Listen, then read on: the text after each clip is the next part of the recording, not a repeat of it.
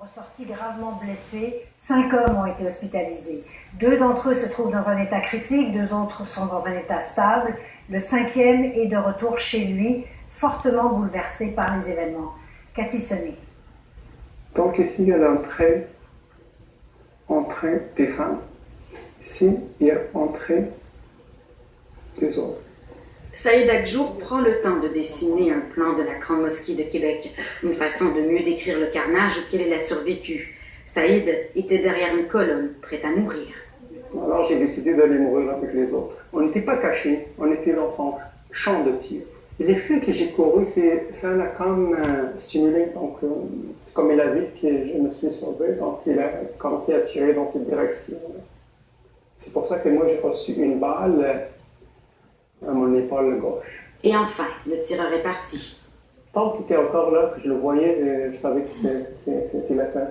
Mais une fois qu'il est parti, là, c'est le danger qui a enlevé un peu, mais quand même j'étais blessé, je ne savais pas c'est quoi le degré de ma blessure. Saïd Hadjour a eu son congé de l'hôpital lundi en fin de journée. Un autre blessé, Saïd El Amari, père de 4 enfants, lui se trouve dans un état critique, plongé dans un coma artificiel. Il a été blessé au ventre. Se rendre à un geste comme ça? Hassan Dardari passe toutes ses journées au chevet de son beau-frère. Il n'a pas dormi depuis dimanche soir. On a un peu crié de joie hier parce que, on sentait que le beau-frère était sauvé. Alors, jusqu'à date, on a des bonnes nouvelles. Les bonnes nouvelles tardent toutefois à venir pour la famille d'un autre jeune papa. Ayman Derbali est lui aussi dans un coma artificiel. Ils m'ont crié, laissez les médecins aller les voir. Son ami Mustapha Berraba n'a pas non plus quitté l'hôpital ou presque depuis dimanche soir. Ayman a reçu 5 balles, dont une dans le cou. Ces enfants, c'est comme mes enfants. Quand je regarde ces enfants et je vois que le petit, il va vraiment pas bien quand il sait que son père il est pas là, il le cherche. C'est comme, lui, il était très proche de ses enfants. Mustapha et d'autres se sont rassemblés pour ramasser des fonds afin d'aider l'épouse d'Ayman Derbali. D'autres proches de victimes ont pris la même initiative. C'est le cas des amis de Mohamed Kabar, un barbier, toujours hospitalisé.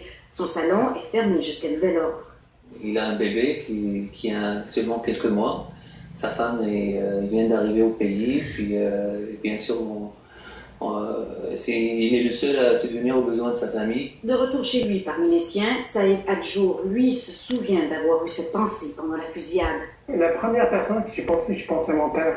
J'ai dit, un père, il n'a pas le droit de subir la perte d'un enfant. Il n'a pas d'affaire à subir ce chagrin.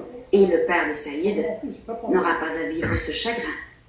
Ici Cathy Sonnet, Radio-Canada, Québec. C'est émouvant, ce témoignage.